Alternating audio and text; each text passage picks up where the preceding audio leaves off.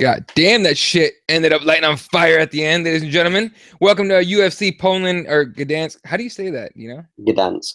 Gdansk. All right. Post-Fight Show, presented by RepCrossingMMA.com. My name is Eddie Law. That is Ash Lamprey from the world famous Heel Hook Show. Hey, your boy showed up, Darren Till. We were talking about this before. I think we both picked Till to win, right? We both picked Till to win. You thought that it was going to be by decision. I came with the controversy with the first round TKO, and baby, we did it. Baby, we did it. Oh, that was so crazy. Dude, the way he whips that left hand in there, all he strikes really, but the way that left hand just in and then he pulls it out. He doesn't, pop it and bring his arm down. He brings it right back out, I just like the way that he's very elusive. Everybody's going on about, like, I've seen it already with a dozen tweets that, he fights like Conor, he throws that uppercut, he pops in and out. And while I agree, what you're going to take into account, this is a guy who's 170 pounds popping in and out like a fucking ghost. And he's going to be a problem, ladies and gentlemen. I'm telling you. Oh, he's already a problem. Everybody, if you look on social media, all of the welterweights are like, holy shit, this dude's real. And I mean, he said it himself in the post-fight interview that he's like, hey, look, I'm 170, but I'm coming down from light heavyweight. I'm a big boy. Like, you guys can't handle me. You can tell with the size of his shoulders, like, big motherfucker, man. He's, like when Cowboy kind of got him down in that first minute, I looked and I was like, okay, because I kind of thought that Cowboy, when he was speaking about me dragging him into deep waters, that he might go for the wrestling.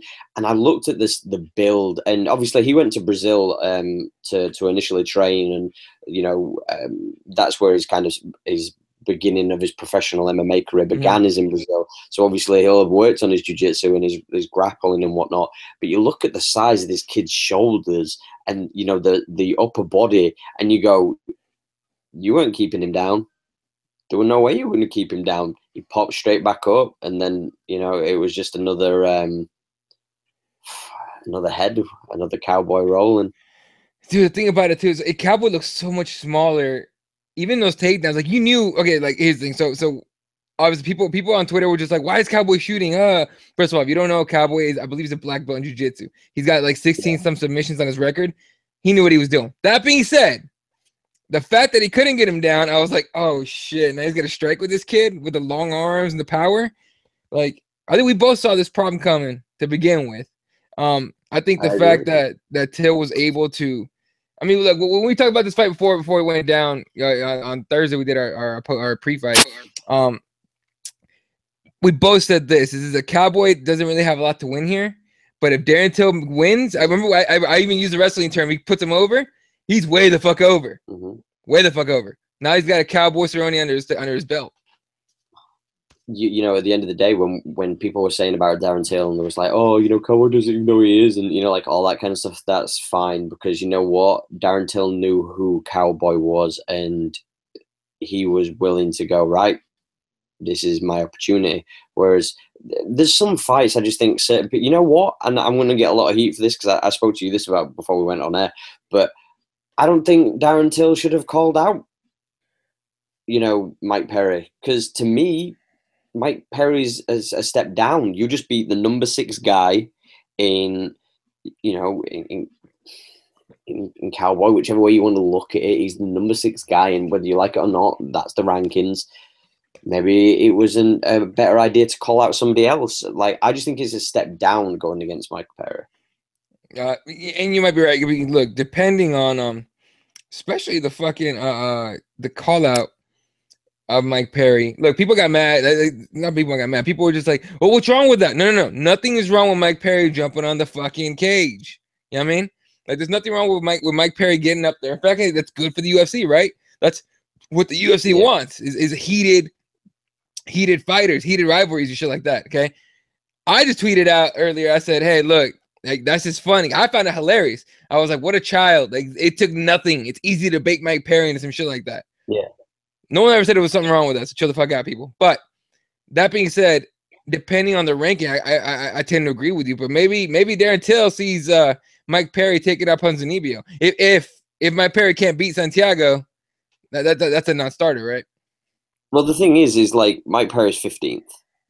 and Ponzinibbio is 9th.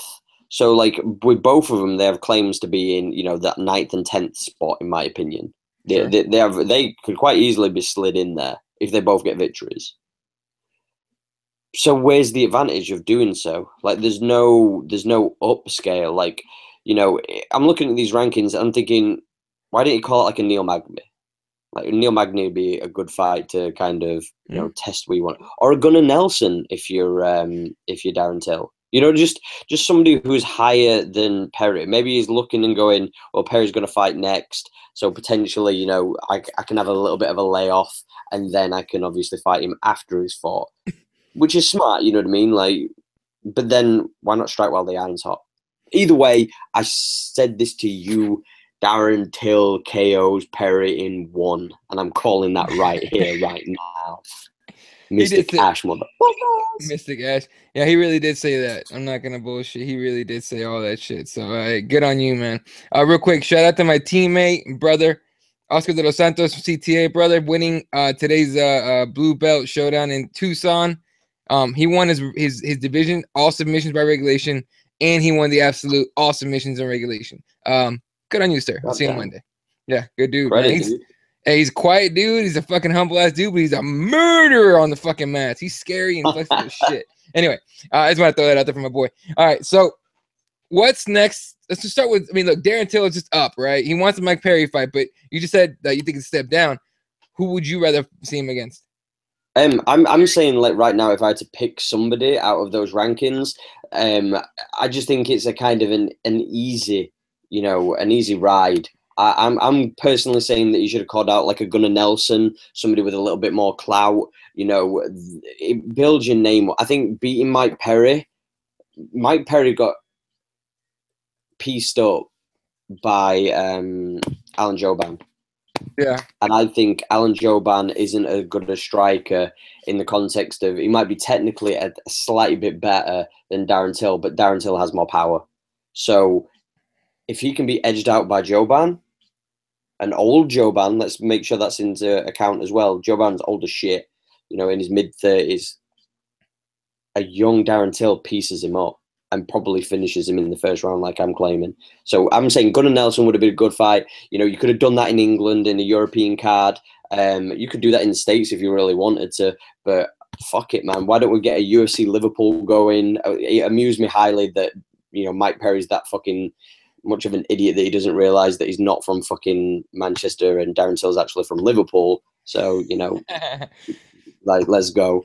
But hey, it is what it is. But I personally would have liked to seen that fight with Gunnar Nelson. That'd probably be my choice. I'll call out Neil Magny. Either one of those two guys, I think you could have got a fight, and I think you could have bumped yourself up the rankings a little bit further.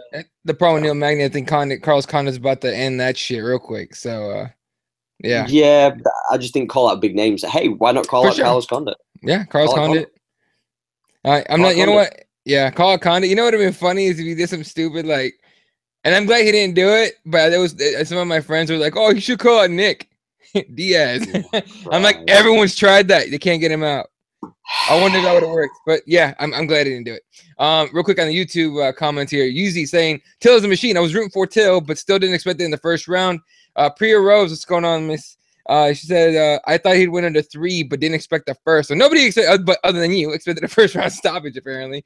Yeah, Rose says, yeah, I'd like him to F up Mike Perry, but I'd much rather Santiago beat Mike Perry because he's a step down. Good point. Yeah. Good point. Yeah. And you just said Mike Perry is a step down, regardless of, people might like his clout and they might like his fighting style, but it's a step down, regardless. He's 15th and he just beat the number 6 guy.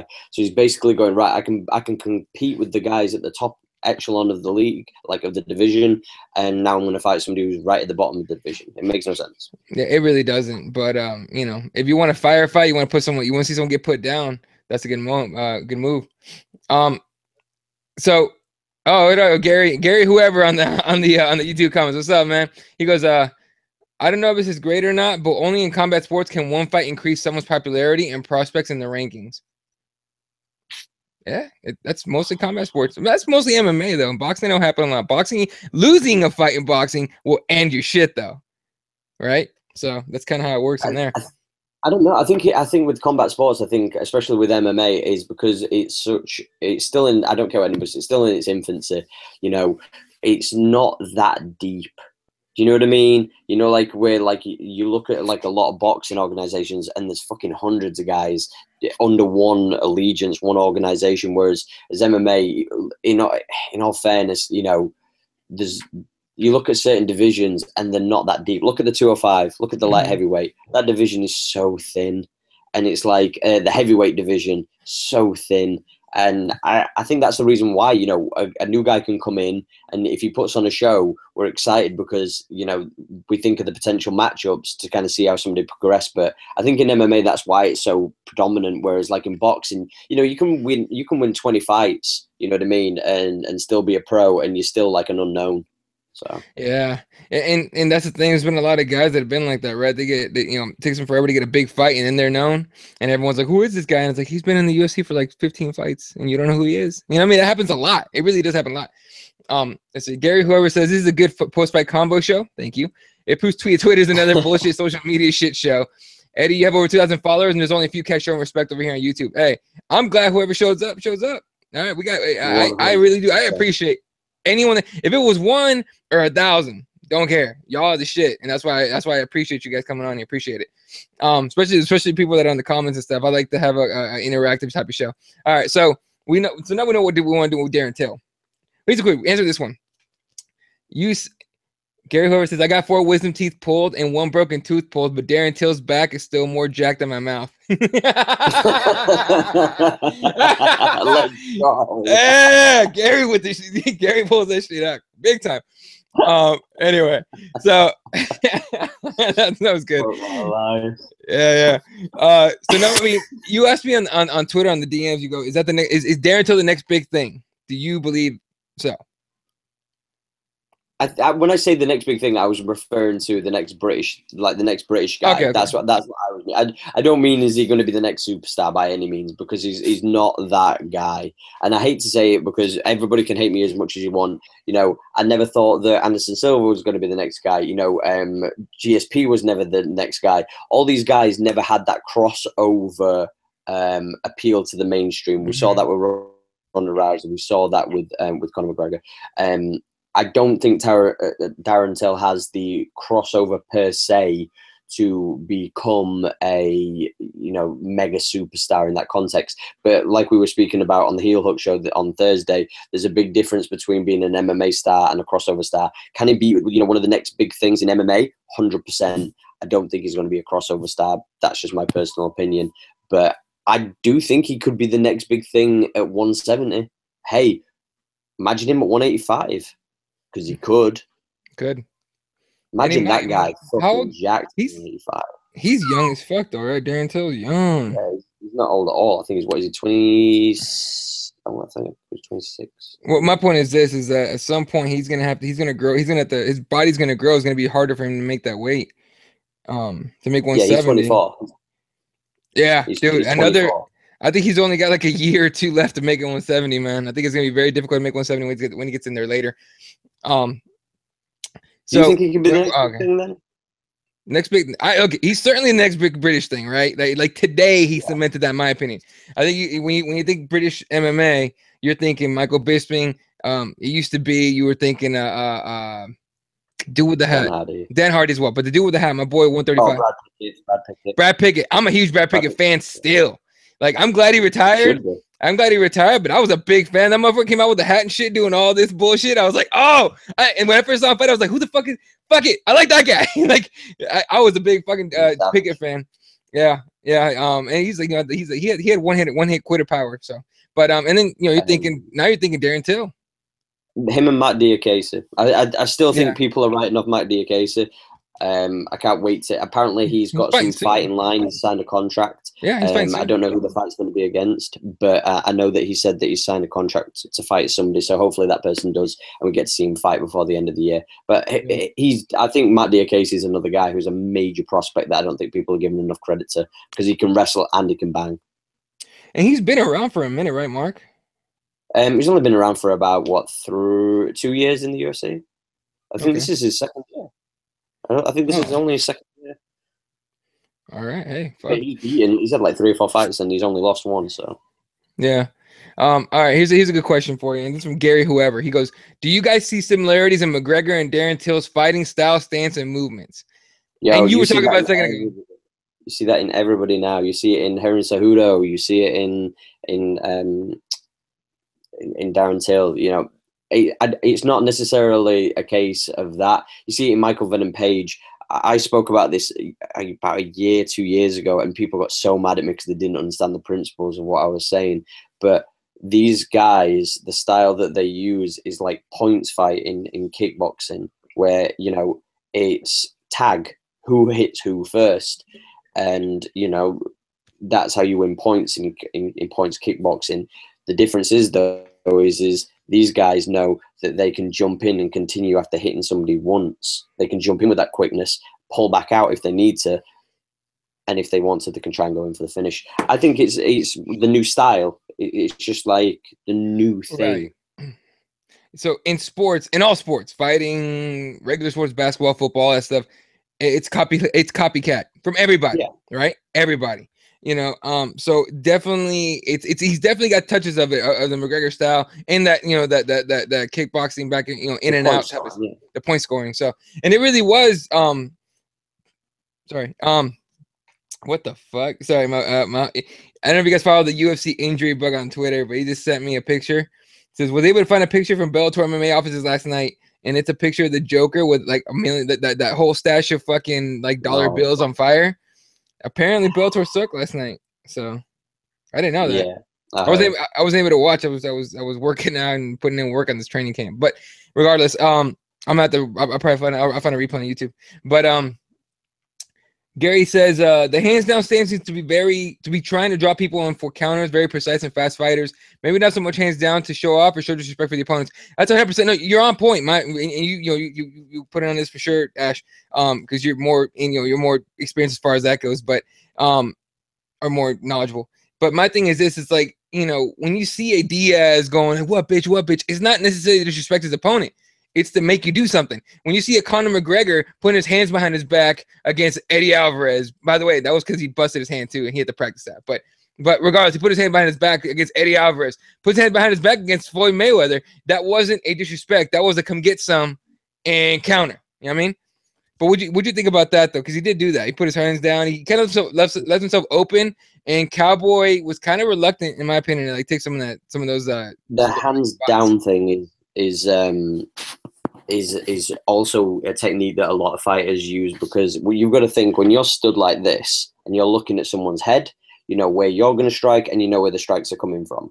When your hands are lower down, even if you're looking at my screen right now, you can see my hands are down. You don't know where my hands are coming from. You don't know if they're coming from the side. You don't know if they're coming from above. You don't know where the strikes are coming from. And that's why a lot of, in kickboxing especially, you used to keep, and you can go to the body as well. So a lot of fighters in point scoring kickboxing have their hands low in that kind of style of American kickboxing. They have their hands low because you don't know where the hand is going to come up to. You don't know if it's going to go to the body. You don't know if it's coming up to the head. And that's why they keep their hands low, because if you look down, then you don't know what's coming to the sides. You can go throw a head kick, you can throw a knee if somebody's looking down. It's just, that's why a lot of fighters put their hands down. It's just purely a thing of that it's harder to judge, because you can't look at the shoulders either, because when you usually see somebody's shoulders and they've got the guard up, you can see where the shoulder's going to pop from, and that's usually the case. So I think that's one of the main reasons that fighters use that now, because it's just an added thing. It's like when a lot of guys use feints, like Anderson Silva, where he used to just go like this, because you never knew where the fuck he was going to hit from. Yeah, no, definitely. Yeah, and that is a good point with the hands down though, because if there was like, what was the other fight where the uppercut was like there every time, he never used it? Fuck, I'll remember in a second. So I was looking at some fucking other fights. All right, so let's talk about Cowboy real quick. A lot of people on Twitter going, he needs to retire. I go, no. He needs to stop fighting big motherfuckers, like, you know, lightweight, or, you know, like the smaller of the 170 guys, but just don't be fighting monsters like fucking Darren Till. You know what I mean? It's just a glass ceiling. Yeah. It's just a glass ceiling. You know, the shit happens. We've seen it with Michael Bisping at 205. It's just, it couldn't do it at 205. He could beat a lot of guys, but there's a plateau. And some guys you just can't compete against. Daniel Cormier at heavyweight. There's just a certain level where you reach a certain kind of guys and you go, right, I'm done. I can't compete at that size anymore. It's like what you always say with jiu-jitsu. At the end of the day, if you're a black belt, he's a black belt, or he's a blue belt, you're a blue belt, the guy who's the bigger guy wins. Yeah, stronger, bigger dude has a ridiculous advantage. Everyone says, well, size doesn't matter in jiu-jitsu. Come over to the heavyweight division, ladies and gentlemen. All right, I fought some dudes that cut down to heavyweight. Don't know how they did it, and they were big motherfuckers. All right.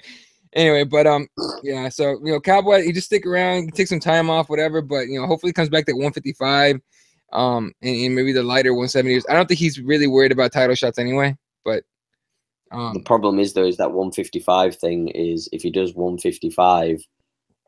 There's a lot of killers in that 155, and I don't know if Cowboy can get through some of these killers now. Like maybe the division's past him. Yeah, 34 years old. I think he's got maybe a year left or so of like solid fights. Fights and say, fuck it, let's just make whoever wants to fight me. Let's do some fucking big, crazy money fights. And I really hate the fight thing, but I'm just saying he's 34. He's probably not going to get a run at either title now. Let's go, like when we saw the Robbie Lawler fight, I know that was kind of in the rankings type thing, but let's just make some cool fights. Yeah, and you know what? The one I'll throw out there that I want to see, but they won't happen because they're teammates. I would love to see him and Condit. Yeah. Him and Carlos Condit would be fun as shit. You know what I mean? Or even like the Nate Diaz rematch would be fun. With the Cowboy, like now, I think it would be fun to watch. Name fighting for less than fucking 5 million, so good luck with that. Yeah, they're not gonna give him 5 million to fight Cowboy Cerrone, unfortunately. On some kind of fucking not a fight pass, but like a fight night card. All right, real quick, shout out to Uncle Hank's drinking buddy. What's up, man? Appreciate the he says always a good show. Appreciate the compliment, my friend. And George Tremendous was early, and I think he might be gone. I haven't seen him comment, but he says Till is a monster. Agreed. All right. Gary says USADA has altered our reality. You know what? So? It's a good point. It's a good point to the point where it's like a lot of fighters seem different ever since USADA came in. But yeah. Hey, that's at the end of the day, people want to be professional fighters. They have to act like professional athletes. Yeah. Everybody does it. Yeah, it's gonna take a while, but at some point we're all gonna they'll get used to it and they'll figure this shit out. I think. All right, Brisket Slider, what up, man? Says I love Cowboy. I don't give a fuck. 100%. Yeah, same, bro. I'm with you. I'm a Cowboy fan. I'm a Cowboy. Yeah.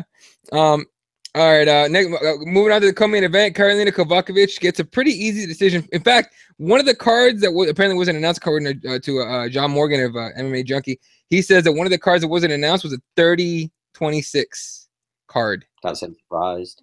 I thought all of them should have been something like that, right? But god damn, dude. I mean, she fucking just. She could have finished the fight, but dude, Jodie Escobar did not belong in there. I didn't. She didn't. She's unranked. Like first fight in the UFC too, or like legit fight in the UFC, not just like TV show fight.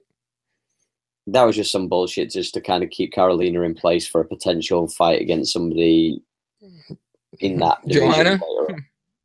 Well, yeah, her or anybody. Her against Rose again. Do you know what I mean? Like that'd be something to pose the question. What do you think of the Jessica Andrade fight for her? What, Karolina? Yeah. I don't. You want to see Jessica go for the title first before she fights? I think Jessica kills Karolina if she gets her. Ooh. Yeah, well. Right, look, I'm saying this. She's incredibly talented with the combinations as Karolina, 100%. What I don't like is she hasn't finished a fight since 2014.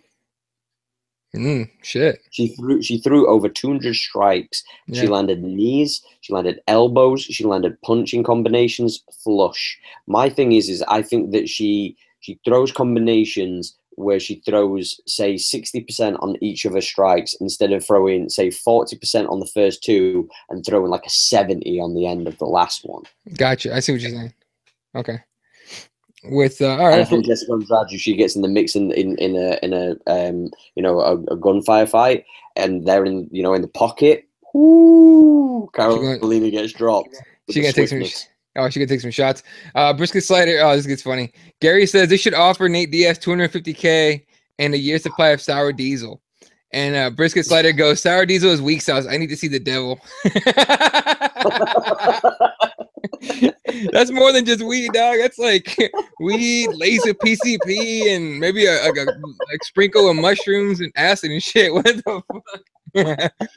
Gary also says, oh no, Pre-Rose says it'll probably be her against Andrade. And look, she called the fight, so if it happens, you know, I'm not mad at that, but you know, Ash might be right. She might get dropped on that one. And then Gary says Carolina has great technical skill. She needs to start dating violent, aggressive men that will help her air out her frustrations in the cage. Okay. I don't know about all that, but that's pretty fun. Yeah, I'm stepping to the side on that one. All right. Impressive win by John Blachowicz. Do standing rear naked choke.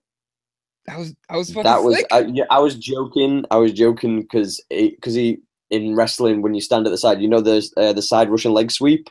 Yeah. I was calling it a side Polish like neck choke. It was nice. He was side. His left leg was in front of Devin Clark's body, and he just like leaned him. It was a nice little lean on it, and it was more like a trach choke than a choke, right? It was all right here. That shit hurt like a motherfucker.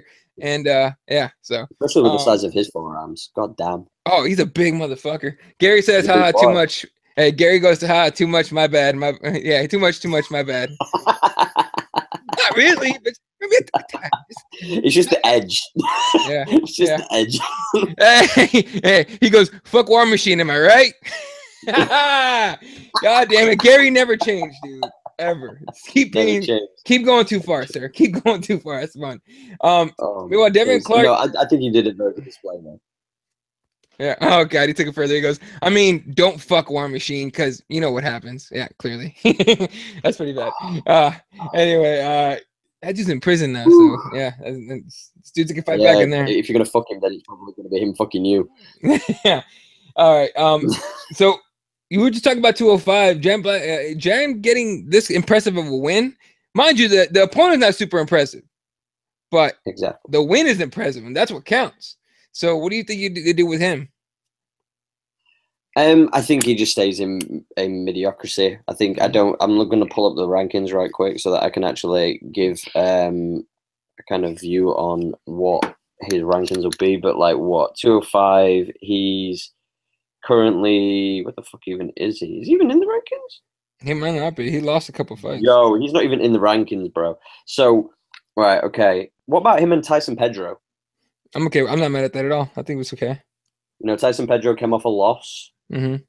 Blachowicz has done, really well in his last fight. I don't know if Patrick Cummins got pulled in it because he had staph. Yeah. A little Nog got pulled because he got popped by USADA. Latifi just won. Latifi and Blachowicz doesn't sound like a bad fight to me. No, it doesn't. That's a good fight, I think, and I wouldn't mind seeing. I don't know if he'd take it. Is it Misha Serkinov? Yeah, that's not a bad fight either. I'm down for that. Like for flat tires, like that. I'm cool with that. Yeah, I mean, and people will be like, "Oh, you're gonna go from unranked to fighting the number 8?" Yeah. The 205's thin as shit. You might as well. Everyone might as well be ranked at 205. Anybody complaining about that should just take in mind that we just witnessed Darren Till, who was unranked, just beat the number 6 ranked Cowboy Cerrone. Just take that into account before you're speaking out the side of your mouth. This guy. All right. So then, Devin Clark just get back in line, dude, and try again. Oscar Piechota gets the decision win over Jonathan Wilson. There was some fun exchanges in that one. Especially on the ground. Yeah, that was fun. That was fun on the ground. Jonathan Wilson, I was impressed with the fact that he was able to not get submitted. And at the end, you look, he was gonna tap to the armbar. He just reaches over and fucking grabs his hand, and I'm like, oh, you saved yourself from the finish. I couldn't tell because I didn't see a second replay, but you'll have seen it then. So I'm gonna have to ask you. Mm-hmm. But when he reaches, it looked like I couldn't tell if he was doing one of two things: if he was reaching and he tapped, or if he was reaching to feel where his hand was to grab it to prevent the arm being extended. Right. I think it's the second one. I think he was reaching for to see where it was, because I don't think I thought when he started going, I'm like, oh, he's gonna tap, and then he reaches over his hand, like he was reaching, looking for it, and then found it. We had to. I couldn't tell if he was Yeah. tapping or if he was reaching, and I didn't get to see a second replay, so I haven't seen it again, so I can't really say. Yeah, but that's a good win for Oscar, and coming in and taking on Jonathan Wilson and dominating 30-27 all cards. So, and then Marcin Held gets his first. I think it's the first one in the UFC, right? I didn't see this fight. I was in transition of coming home from work, so I actually missed this fight. Good. I thought it was a solid fight. Marcin Held taking or getting a decision win over Nasrat Hag. I'm not gonna bother saying his last name, but I thought it was a pretty good fight. There was a lot of good exchanges. Marcin Held ate some shots, but and he want to say he got dropped once, but solid fight, and I like to see Held. I'm happy to see Held getting a win. Before that, Damian Stasiak gets knocked out by Brian Kelleher, TKO by Brian Kelleher.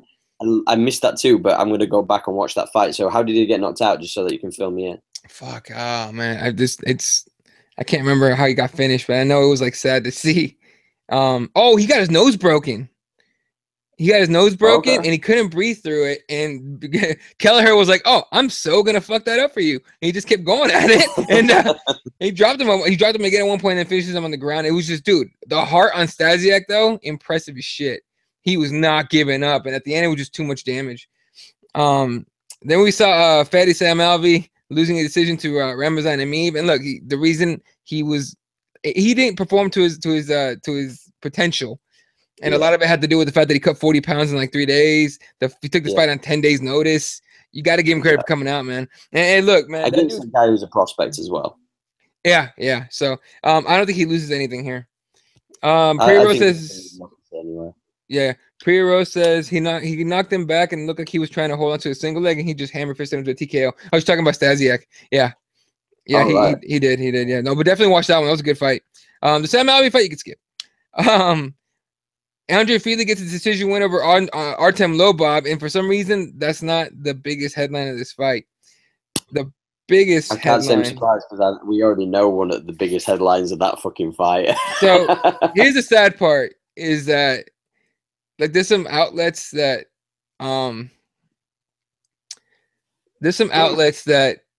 call themselves new MMA news sites, and they've begun to do TMZ type of shit. Like Mark Goddard tells Conor McGregor to both sit down. Like, it's so fucking what? Like, and I get it because Conor's a big name and everything, but come the fuck on. You get a whole article on that. It was a good. I'm going to say this though. I'm very glad that Matt Goddard. I personally believe that he's the. And I know I'm biased and it's whatever. Fuck y'all. I know he's English, whatever. But the fact is, I do believe that he's the best referee in the UFC. And I go Big John, Herb Dean, Mark Goddard for me. I have mad respect. No way is Herb Dean better. No way is Herb Dean better. No, just my opinion for like a long time. But hey, look, Mark Goddard's a shit. I'm a big fan of Mark Goddard.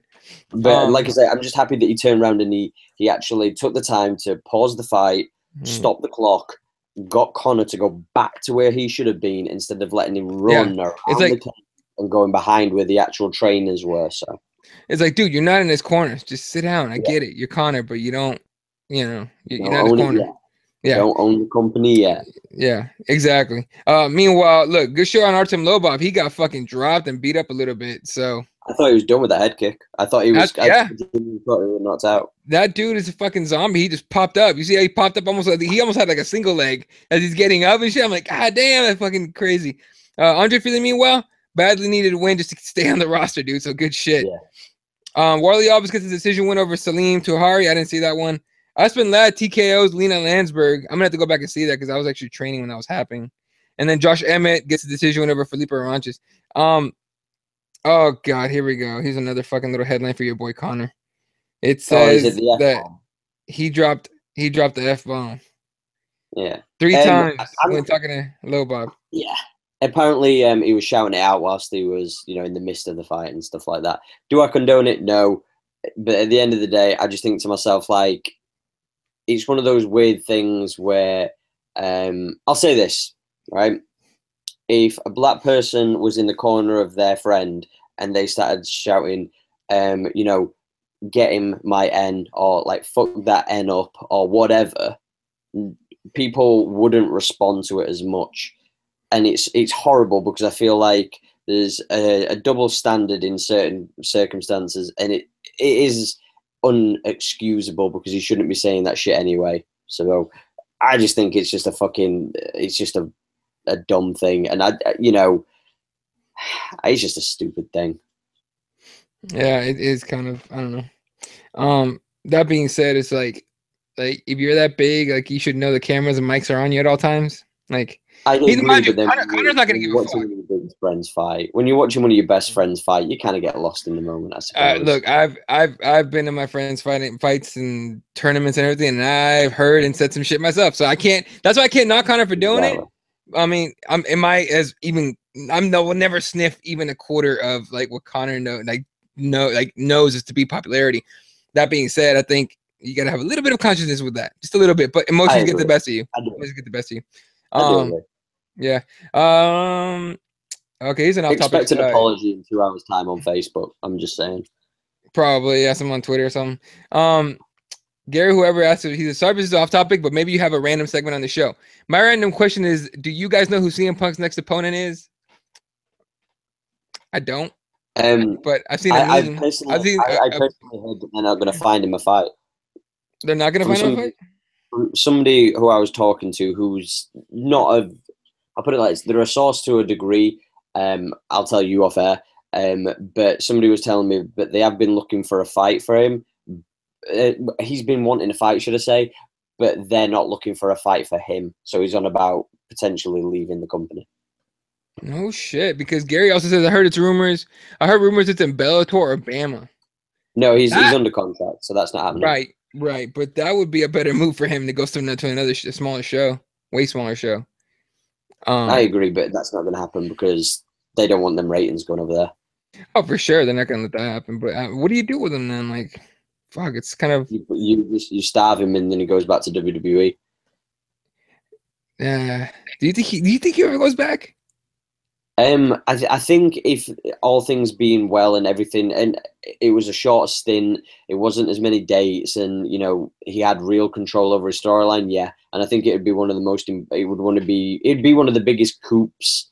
Yo, that's mad disrespectful. Hey, look, hear me out. This would be a fair fight. Yeah, fuck you, man. I bet he takes you. No, he can't. I bet he doesn't. I bet you he does. I bet he fucking doesn't. Let's fight a heavyweight, motherfucker. Yeah, but he can fight. Like, him cutting down to like welterweight is like easy because he walks around at like 225. Yeah, no, he's a big boy. He'd fuck you up. I'm sorry. No, he would not fuck me up. I'm sorry. I refuse. I'm sorry. I'm sorry. That being said, Fred Kirby says he's been down for that fight. So Fred Kirby, what you versus Punk? No, he said Kirby wants to fight CM Punk. It's a running joke. Right. It's a running gag we've been doing. Anyway, yeah. I want to see you fight CM Punk. Yeah. Brisket Slater says, for real though, Connor should have sat his goofy ass down. Aaron Chalmers rumored for CM Punk. Okay. Yeah. Aaron Chalmers?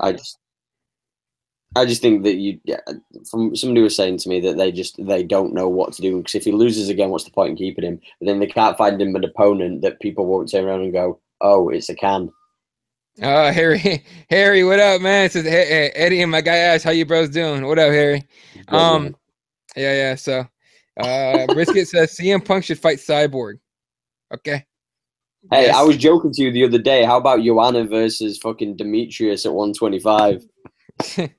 That's when then WME starts going like broke. They'll do that. Yeah, they'll do that. All right, just checking a couple of the last just some headlines here. Meanwhile, what are you looking forward to the most as far as like the UFC in the next fucking 11 weeks? UFC 217. Come on, bro. It's the card of all cards. You know what I mean? It's the last big card of the year, unless Conor turns around and pulls, that December, I think it's 30th, December 30th. If he pulls that out and it's like him versus Nate or Tony, then that's the only fucking thing that's making me go, ooh. Yeah, UFC 217 is really the card I'm looking at, because obviously I get to see Joanna versus Rose, which is one of my favorite fights to see, but I don't want either of them to lose. And then obviously we've got TJ versus Cody Garbrandt, which is just going to be straight fire. Yeah. Priya Rose asking, what do you well, where is it? What were your thoughts on Heather Hardy and Gegard's fight? I did actually get to see those on YouTube today. And Heather Hardy looking like fucking Rory McDonald. Did you see that? Yeah, the blood with the broken nose and shit. Yeah, she got fucked up, man. That was pretty bad. Um, and then Gegard Mousasi did not. I thought he lost that fight. I heard that he lost that fight, and I by thought he lost that everybody fight. who I saw their predictions straight afterwards, everybody said that he lost. But they're going to protect their investment, guys. If you don't know that, then Yeah, I mean, Harry asks Eddie Ash, is Perry a backstep for Till? Yeah, we covered it earlier. Yeah, Ash definitely believes so, and I think so too. I just think it's gonna be a fucking one of those fights that people are gonna be like dying to see because of the heat.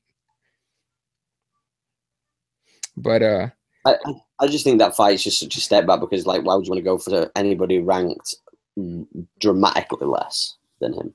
So yeah, Till's the next big thing in the UK, guys. Don't get it twisted. in the UK, definitely. In the UFC, we'll find out. At this point, his performances are going to be the ones that they're bringing on. Here's a weird one. I want to ask you about this because we're supposed to see this fight tonight. This Anthony Hamilton. I don't know how to say this cat's last name, but yeah, Anthony Hamilton's supposed to fight tonight, and they pulled him because of a soccer fanhood thing. Yeah, because there's two teams that are like huge rivals, and when I say huge rivals, I mean their fans meet up and fight with each other with brick, sticks, knives, and glass. So apparently, some of the fans, the hoodlum, the firms, we call them in England the firms when it's the gangs and whatnot, apparently went to the weigh-ins and it all kind of got a little bit scary apparently, so the UFC pulled that fight. But I'll say this, ayo, let's not book the fight when you know that's going to happen and then wait till the day before to kind of judge whether it's going to happen or not. Yeah, it's been moved to November 18th, fight night in Sydney, Australia. Yeah. What can I tell you? Huh? What can I tell you? That I just think that's stupid. That's bad booking on the UFC's part. Well, bad booking, but I think it got booked, and then somebody that knows about this kind of shit was like, "You motherfuckers might want to think twice about that." It's like, why? And they explain it to them, and they're like, "Oh, that doesn't fucking matter. Who gives a shit?" And then, of course, oh god damn it, Harry, you're being weird. But that's the thing. At the end of the day, you do that shit, and it ends up happening. Read it. Harry goes, Eddie Ash, does hooking up with a lady boy make you gay? Only if you're the one who's getting fucked. Yeah, if you're, I'm assuming if you're receiving, it's probably. If you're the one who, if you're the pin, then that's fine. If you're the cushion, it's fucked up. It's a game over, bro. Then he goes, given what Connor just said, should probably be a bit more sensitive on this topic. On that note, ladies and gentlemen, that's going to do it for our post-fight show. Thanks for coming on. Appreciate everybody that tuned in. Harry, Priya Rose, Gary, whoever. Brisket Slider, Joey Tremendous. Joey Tremendous was on here earlier. He has a Joey Diaz Avi on there. So I almost call him Joey Diaz. On his Twitter. He has it on his Twitter. So like when I saw it, that made more sense because Joey Diaz is tremendous as shitload. So I'm like, so now I almost said that Joey Diaz shit. On here, he has like a Kyrie Irving fucking. Explain that shit, Joey. Hit me up on Twitter and let me know why you have Kyrie Irving as your fucking Avi. And do you play 2K18? Because in that case, we'd probably be interested in playing again, playing a round. See if you're on here on PS4. Priya Rose, Brisket Slider. Uncle Hank's drinking buddy, what's up, man? Appreciate you coming on here. UC definitely always support and appreciate it. Shout out to my boy Mikey T. Shout out to Fred Kirby. Jesse Rubacaba, the whole Crossbones team. You can follow my boy Ash at. Go ahead. Ashley Lamprey on Twitter. That's ASHLEYLAMPREY. You can also catch me at the Heel Hook Show on Twitter. You can find me at Just Ash Official as well on Snapchat, and then the Heel Hook if you want to catch us on iTunes, SoundCloud, and on YouTube. Of course, and all the Crossbones MMA podcasts are on crossbonesmma.com. Takes you right to the YouTube page. And, of course, Crossbones MMA Radio on iTunes. All right, ladies and gentlemen, for myself, my boy Ash, the whole Crossbones team, appreciate you guys coming on. Catch you guys later. Enjoy the rest of your day.